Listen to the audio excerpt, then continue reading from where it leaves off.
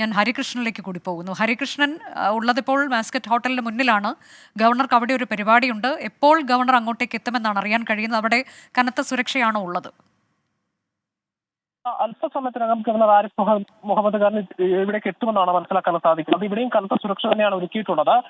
ഈ ഗവർണർക്കെതിരെ SFI നടത്തുന്ന തുടർ പ്രതിഷേധങ്ങളുടെ പശ്ചാത്തലത്തിൽ ഈ രാജ്ഭവന്റെയും ഗവർണറെയും സുരക്ഷ വർദ്ധിപ്പിച്ച പശ്ചാത്തലത്തിലാണ് അത്തരത്തിലൊരു സുരക്ഷ ഒരുക്കിയിരിക്കുന്നത്.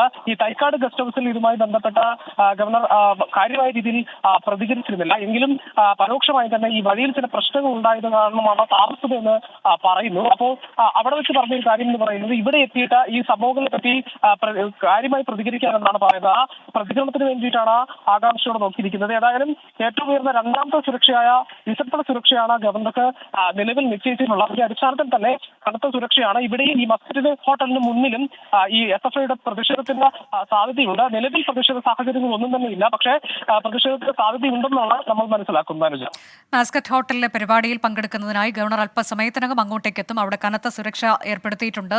SFI പ്രതിഷേധിക്കുമെന്നുള്ളത് ആ തരത്തിലേക്കൊക്കെയുള്ള മുന്നൊരുക്കങ്ങളാണ് അവിടെ സുരക്ഷയുടെ കാര്യത്തിൽ ഒരുക്കിയിട്ടുള്ളത്. നേരത്തെ അല്പസമയം മുൻപുള്ള SFIയുടെ പ്രതിഷേധവും നമ്മൾ കണ്ടതാണ്.